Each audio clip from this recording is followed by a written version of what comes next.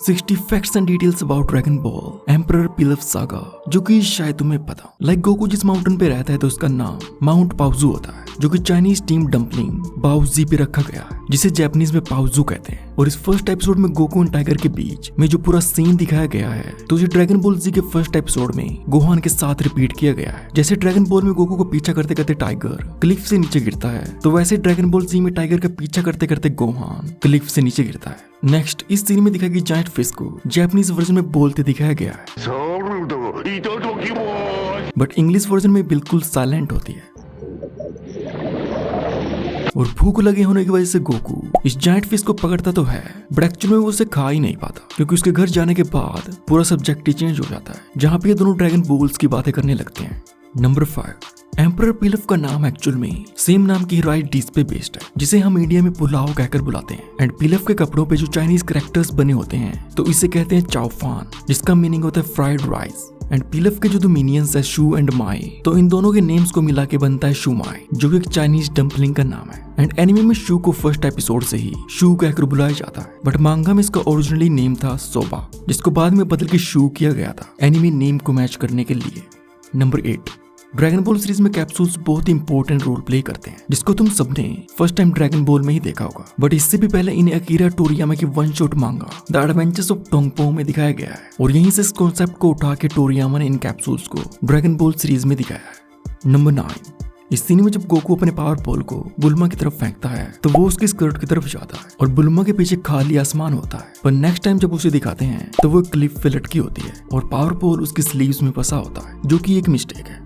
Number 10, second episode की शुरुआत में इस सावल ने जो हैट पहनी होती है तो बाद में यही सेम हैट उलोंग ने पहनी हुई थी उसकी डेब्यू अपीयरेंस में। और इस एपिसोड के शुरू में बुल्मा ने जो पैंट पहनी होती है तो उसका कलर ग्रे होता है, बट इस सीन में बुल्मा की पैंट का कलर ग्रे की बजाय ब्लू दिखाया गया है, जो कि एक कलर एरर एंड मिस्टेक है। सिमिलरली इस सीन में पिलफ के सामने जो डिशेस रखी होती हैं तो उनमें से एक में जापानीज फ्लैग लगा होता है, बट इस स्टोरी में जो ड्रैगन वर्ड दिखाया गया है तो उस टाइम तो जापान था ही नहीं।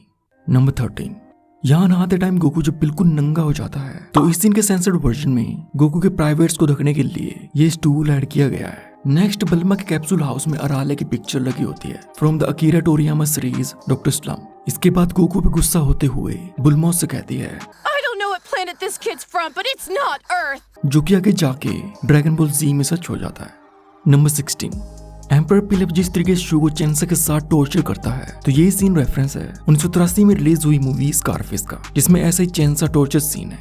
नंबर 17, गोकू जहाँ टर्टल की हेल्प करते हुए उसे वापस सी की तरफ ले जाता है तो ये क्लियरली एक रेफरेंस है जापानीज फेरी टेल उरोशिमा टारो का। नंबर 18, थर्ड एपिसोड में समुद्र के पास हमें एक पेड़ पे टोरी बोट देखने को मिलता है, जिसे अकीरा टोरियामा एक अवतार के तौर पे यूज करते थे, तो एक तरह से तुम इसे अकीरा टोरियामा के अपीयरेंस भी कह सकते हो इस एपिसोड में। नेक्स्ट जब पिलफ को न्यू ड्रैगन बॉल की इन्फॉर्मेशन मिलती है तो उसके बाद वो उसे लेने के लिए खुद अपने मिनियंस के साथ जाता है, और पूरे एम्परर पिलफ सागा में ऐसा वन एंड ओनली एपिसोड है जिसमें पिलफ अपने मिनियंस के साथ मिशन पे गया था। एंड एनिमे में कामे हाउस को फर्स्ट टाइम इस एपिसोड में दिखाया गया है जब पिलफ अपनी गैंग के साथ मास्टर रोशी को ढूंढता है, बट मांगा में कामे हाउस की first appearance Goku and Chichi के साथ होती है जब वो दोनों फायर माउंटेन को बुझाने के लिए मास्टर रोशी को ढूंढते हैं। एंड कामे हाउस में हमें जिस क्रोकोडाइल को चिल करते दिखाया जाता है तो एक्चुअल में एक फिलर कैरेक्टर है जो कि मांगा में नहीं है, और उसके बाद ये आगे ड्रैगन बॉल फ्रेंचाइज में कई बार अपीयर हुआ है। नंबर 22, जैसा कि तुम देख सकते हो कि बुल्मा की आइज बाहर से ब्लू और अंदर से ब्लैक कलर की होती हैं, बट एपिसोड 3 के सेम शो की वजह से बुल्मा की आइज का इनसाइड आई कलर भी ब्लू हो जाता है, जो कि पॉसिबली एक कलर एरर है। और साथ ही इस थर्ड एपिसोड में कैप्सूल हाउस के अंदर और आगे एक डिफरेंट पिक्चर लगी होती है जो कि सेकंड एपिसोड में डिफरेंट थी। नंबर 24, फोर्थ एपिसोड में मुझे पूरा प्लॉट दिखाया गया है जिसमें गोकू को एक लड़की के कपड़े पहन के एक मॉन्स्टर से पूरे विलेज को बचाना पड़ता है, तो उसी सेम प्लॉट को ड्रैगन बॉल जीटी के 7th episode Trunks the bride में भी यूज किया गया है, जिसमें ये काम ट्रंक्स को करना पड़ता है। नंबर 25, एनिमे पोकावाथा थर्ड फीमेल कैरेक्टर होती है जिसे बुल्मा एंड माई के बाद इंट्रोड्यूस किया जाता है, बट इन द मांगा पोकावाथा सेकंड फीमेल कैरेक्टर होती है जिसे बुल्मा के बाद दिखाया जाता है। And then third is my, and English dub में पोकावाथा को कई बार उसके नाम से बुलाया जाता है। And yesterday my darkest fears came true. He wants my daughter, Pokawatha. But original Japanese version में पोकावाथा का नाम पूरे एपिसोड में एक बार भी नहीं लिया जाता। नंबर 27, उलोंग का नाम उलोंग टी पे रखा गया है, एंड सिमिलरली पुअर का नाम भी पुअर टी पे रखा गया है। नंबर 28, फोर्थ एपिसोड के इस सीन में गोकू को फुल स्लीव्स के साथ दिखाया जाता है, जो कि एक मिस्टेक है। नंबर 29। फिफ्थ एपिसोड में जब ऊलोंग फिश बन के पानी में चला जाता है तो उसके बाद बुल्मा से पकड़ने के लिए अपनी अंडरवेयर का यूज करती है, जिसको डॉलर बिल्स में चेंज किया गया है इस सीन के सेंसर वर्जन में। एंड फिफ्थ एपिसोड में हमें first time full length fight देखने को मिलती है, और इसी एपिसोड में ही फर्स्ट टाइम स्पेशल अटैक का नाम लेते हुए उसे यूज किया जाता है bye Yamcha. Number 32।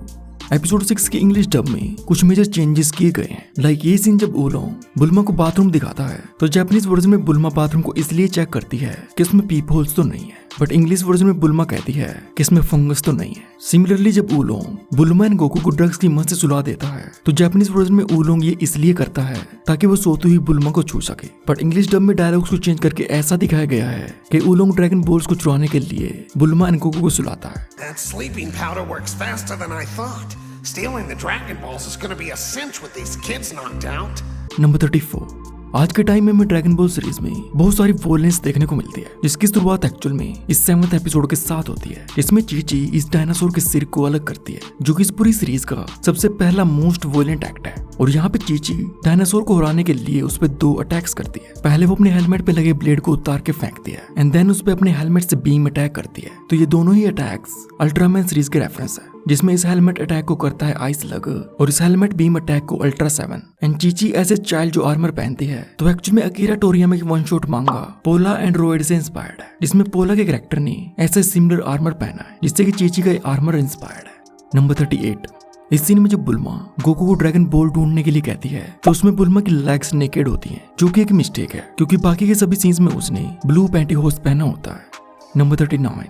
8th episode में मास्टर रोशी फायर माउंटेन पे जाने के लिए बेबी गैमेरा का यूज करता है, तो ड्रैगन बॉल से भी पहले इसकी फर्स्ट अपीयरेंस डॉक्टर स्लम में हो चुकी थी। नेक्स्ट जब मास्टर रोशी कामेहामेहा अटैक करने वाला होता है तो उस टाइम उसके हाथों के आगे एक व्हाइट सर्कल बन जाता है। एंड पूरी ड्रैगन बॉल फ्रेंचाइज में यहाँ पे ये ऐसा 1 एंड ओनली टाइम किया गया है, क्योंकि इसके बाद हमें जितने भी कामेहामेहा वेव्स देखने को मिली हैं तो उनमें किसी में भी ये व्हाइट सर्कल नहीं बना। इसके बाद जब गोकू कामेहामेहा फायर करता है तो इस साइड सीन में गोकू के 2 राइट हैंड्स होते हैं, जिसमें उसके लेफ्ट हैंड की जगह भी राइट हैंड होता है, जिसको आगे सीन में सही करके दिखाया गया है। एंड प्रीवियस एपिसोड की तरह इस एपिसोड में भी बुल्मा के लेग्स को नेकेड दिखाया गया है जब वो यहाँ कार में बैठने वाली होती है। और इस एपिसोड में चीची की एज ए किड ये लास्ट नॉन फिलर अपीयरेंस है, क्योंकि इसके बाद किड चीची को एनिमे में जितनी भी बार दिखाया गया है तो वो इसकी एनिमे ओनली अपीयरेंस है, क्योंकि ओरिजिनल मांगा में चीची को इस सीन के बाद direct 23rd martial art tournament में दिखाया जाता है, जिसकी वजह से गोकू उसे पहचान भी नहीं पाता। नंबर 44।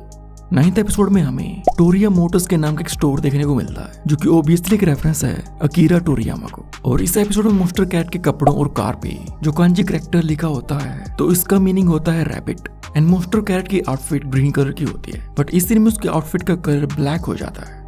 नंबर 47।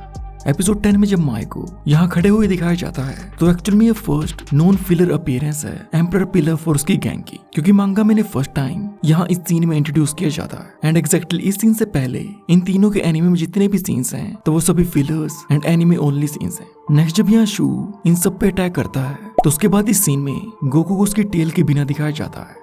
नंबर 49। एपिसोड 11 का ये सीन जब पिलव पियानो की मदद से पिनबॉल को मैनिपुलेट करता है तो एक्चुअल में ये रेफरेंस है 1975 की म्यूजिकल ड्रामा फिल्म टॉमी का, जिसमें पिनबॉल विजर्ड ऐसे पिनबॉल पियानो का यूज करता है, और यहाँ तक कि पिलव के आउटफिट पे इसी कैरेक्टर पे ही बेस्ड है। एंड नेक्स्ट ये सीन जब पूरी गैंग के पीछे ये पिनबॉल लगी होती है तो मे बी ये रेफरेंस हो सकता है इंडियाना जोन्स की मूवीज का। नंबर 51। एपिसोड 12 में यहाँ पे गोकू की फर्स्ट ट्रांसफॉर्मेशन के साथ साथ उसकी first and original blue outfit भी डिस्ट्रॉय हो जाती है। इसके बाद से अब तक गोकू को उसकी ऑरेंज आउटफिट में ही दिखाया गया है। नेक्स्ट इस सीन में डॉग से बचने के लिए जब गोकू बुलमन यामचा पावर पोल की वजह से छत की तरफ जाने लगते हैं तो उस टाइम पावर पोल बीच में ही रुक जाता है, और ऐसा दिखाया गया है कि जैसे यही पावर पोल की एक्सटेंडिंग लिमिट है, जो कि बहुत ही मेजर कंटिन्यूटी मिस्टेक है, क्योंकि 9th एपिसोड में गोकू पावर पोल की मदद से मून तक चला जाता है, तो फिर यहाँ पे ये छत तो कोई भी बड़ी बात नहीं है। नंबर 53।